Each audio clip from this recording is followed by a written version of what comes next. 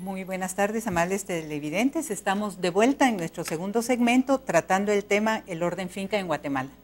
Esta tarde nos acompañan Irma Alicia Velázquez Nimatú y Gustavo Palma Murga para tratar el tema. En este momento vamos a escuchar las preguntas que se hicieron a ciudadanos y ciudadanas guatemaltecas para que opinaran en relación a si la finca, en relación a la pregunta de que si la finca es un buen lugar para trabajar, ¿por qué la mayoría de sus trabajadores están en la pobreza? Escuchemos y veamos qué nos contestaron los guatemaltecos y las guatemaltecas a esta pregunta.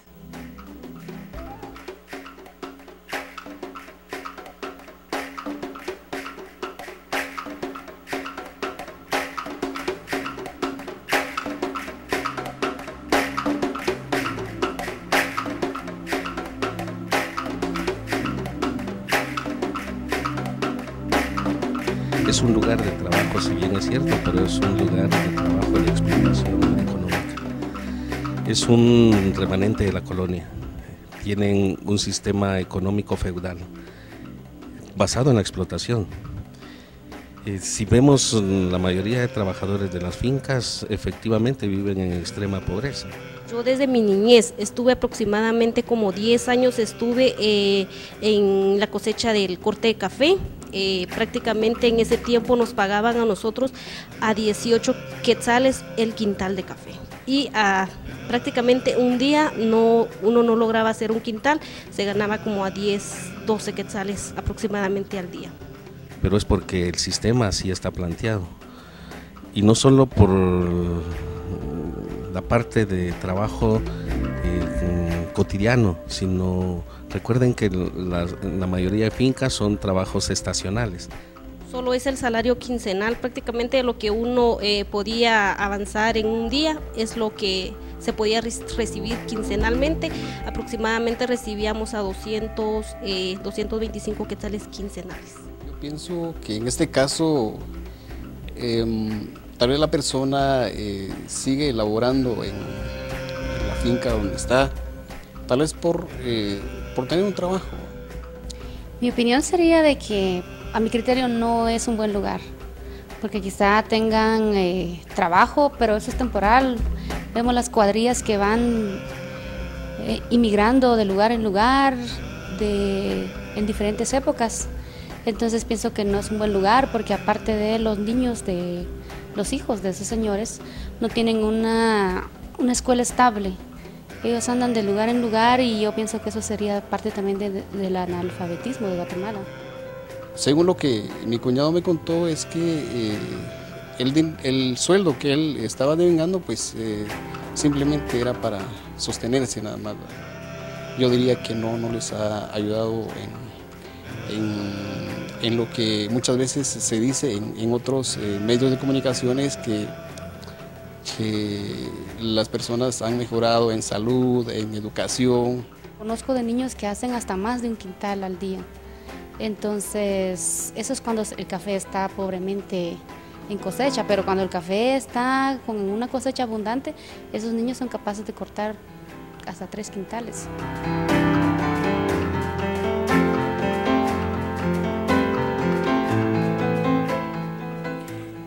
Bien, hemos escuchado entonces las respuestas diversas a la pregunta que hicimos. Si la finca es un buen lugar para trabajar, ¿por qué la mayoría de sus trabajadores están en la pobreza? A mí me ha llamado la atención, a ver qué nos dicen nuestros compañeros aquí en la mesa, que hay una respuesta que tal vez resume todo y dice, el supuesto de su pregunta está equivocado, la finca no es un buen lugar para trabajar, y nos están diciendo también que viene desde la colonia, que es un sistema feudal, y se refiere generalmente a experiencias en el café. Entonces yo creo que lo que nos han dicho los entrevistados y las entrevistadas va coincidiendo de alguna manera con la mirada histórica que se venía construyendo en el programa y que nos habíamos quedado en el segmento anterior con la reflexión de Gustavo Palma alrededor de estos brazos que eran vistos como brazos y no como trabajadores que son sujetos. Hay un momento en la historia de nuestro país en que esto llega a cambiar, Gustavo. Bueno, esta lógica, esta construcción de ese modelo que busca ubicar, o más bien busca ubicar a la población indígena como brazos trabajadores, se inicia, como decía, a finales del siglo XIX y tiene podríamos decir, un momento de corte, un momento en el cual deja de ser lo que es cuando se produjo la revolución del 44 y concretamente a partir de la emisión del Código de Trabajo en 1949. Es decir, hay dos momentos en el Código, pero sobre todo en el 49, cuando se permite que la población trabajadora de las fincas pueda organizarse para efectos de plantear sus demandas laborales. Ese es un quiebre, podríamos decir, muy importante en términos de dejar o intentar tratar de que dejara de ser brazo para pasar a ser trabajador. Es decir, va de la mano, por ejemplo, la creación de la seguridad social, va de la mano la obligación, aunque parcialmente, del pago del trabajo en salario.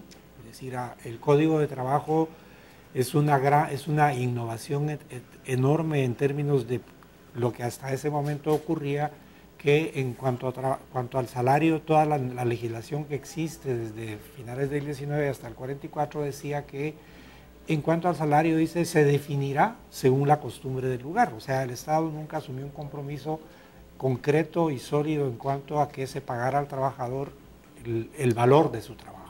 Con el Código de Trabajo, y eso hay que tenerlo presente todavía, en el Código de Trabajo vigente todavía sigue estando funcionando, porque se dice el salario se pagará hasta en un 30% en especie. Es decir, que todavía en la actualidad el trabajador del campo no tiene la posibilidad de acceder, es decir, al menos legalmente, a un salario al 100% en efectivo. Pero yo creo que tal vez lo que también es importante destacar es que en la actualidad, es decir, sobre todo a partir de la crisis del café que mencionaba Irma Alicia, y con anterioridad eso ya había comenzado, comenzaron a producirse una serie de cambios en términos de las formas de contratación del trabajador en la finca. Y tenemos que comenzaron, por ejemplo, a suprimirse todas las prestaciones laborales que tenían los trabajadores, sobre todo los trabajadores permanentes dentro de las fincas, y paulatinamente no solamente se fueron suprimiendo esas prestaciones, sino que dicha población permanente comenzó a ser expulsada de las fincas. Y tenemos que en la actualidad, en muchos casos, en muchas situaciones, el trabajador busca tener trabajo por día, ¿no? Es decir, en muchos casos, en el libro que se presentaba anteriormente, se recogen testimonios de experiencias recientes de mujeres, por ejemplo, que todas las mañanas van a la puerta de la finca esperando tener la suerte de ser contratados por el día, ¿no? Entonces, hay un cambio muy importante en cómo, en un principio lo que se buscaba era atar al trabajador a la finca, y cómo en la actualidad, y sobre todo en función de las lógicas neoliberales y de la potenciación de la ganancia en términos de la producción, ya no interesa atar a nadie a ningún espacio, sino más bien tener una sobreoferta de trabajo que lo que hace es generar una menor inversión en términos del salario. Sí, eso nos da un panorama verdaderamente complejo. Y trágico, realmente, porque estamos hablando de poblaciones. Para la década de los 70, la población indígena ganaba 25 centavos en el campo. O sea, con esos no había posibilidad de tener un excedente para pensar en que los niños podían educarse o podían formarse. Eso estaba cerrada la posibilidad. De hecho, eso permite la conformación y el sostenimiento del cuco, porque ahí se incorporan familias completas conscientes de su situación. Lo que vemos en la década del 2000 es que ese sistema llega a su fin. Sin embargo, hay poblaciones completas que quieren que ese sistema no se acabe, porque es el único sistema que han conocido, es el único sistema que les permite vivir, que les da un pedazo de tierra para mantenerse, para sembrar su maíz y para poder generar pequeños ingresos. Y además de esto hay que agregar que en las Verapaces, por ejemplo, la ideología de la finca como tal quedó dentro de las poblaciones. Tucurú es un municipio muy importante que nos muestra cómo esa liberación de las fincas se pudo dar en, digamos, 20, 15 años atrás, pero la lógica de la finca se mantiene en la población. La idea del patrón, la idea de pensar en que el trabajo debe de hacerse como se hacía antes, romper eso es muy difícil.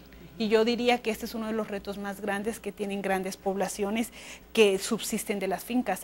Lo que el libro narra es ese trabajo parcial, esa búsqueda, esa esperanza de llegar a la finca y tener un pequeño espacio, nos muestra cómo el tema de la finca está realmente metido en la población indígena y que eso va a llevar un proceso sumamente largo, profundo, para transformar esa idea, porque lo que dice Gustavo es cierto. No eran sujetos, eran objetos. Las fincas de las Verapaces se vendían o se apostaban con todo y los pueblos indígenas. Yo he encontrado escrituras en Quetzaltenango en donde las fincas incluían a las poblaciones indígenas y las familias indígenas con todo y sus animales. Eran casi un paquete completo. Esto yo diría que no es fácil y creo que es uno de los temas que el libro trata de demostrar cómo el tema finca tiene relación con la ideología, con el tiempo, con los sujetos y con la legalidad del país y con el discurso. A mí me parece interesante, Irma Alicia, lo que tú nos decís, cómo eso está instalado, ¿verdad? Cómo está instalado y cuesta romperlo desde las mismas poblaciones indígenas, ¿verdad? Y hay entonces un asunto que nos llama la atención, porque sí ha habido también la rebeldía y la búsqueda de ese rompimiento, ¿verdad? El libro trata eso un poco y en tu experiencia creo que también ha habido esa búsqueda de cómo romper. Esto lo vamos a poder tratar un poco más adelante, pero como unas primeras ideas alrededor de ese rompimiento en medio de esa imposición tan fuerte. Bueno, mira, yo creo que el libro es interesante porque también plantea algunos elementos de eso. Hay un proceso de resistencia permanente en las poblaciones indígenas. Casi siempre queremos verlas con esa pasividad y las experiencias de la historia, digamos, centrada en casos concretos nos muestra que no siempre es así. Aquí hay una permanente resistencia. Yo diría que esa década de la crisis del café nos muestra cómo la gente tomó las fincas. Muchas fincas como una forma de no morirse, como una forma de ver esa tierra como parte de lo que a ellos les pertenecía y que ellos habían ayudado a construir. Había retraso de salarios, había no pago de prestaciones, había un abuso permanente a generaciones y se vio como una posibilidad esa toma de fincas. De hecho, este libro narra la historia de una de esas fincas, muy bien trabajado, a profundidad, pero es una de estas fincas. Para esa época eran más de 200 fincas y más de 120,000 familias que se quedaron en la calle. Sí.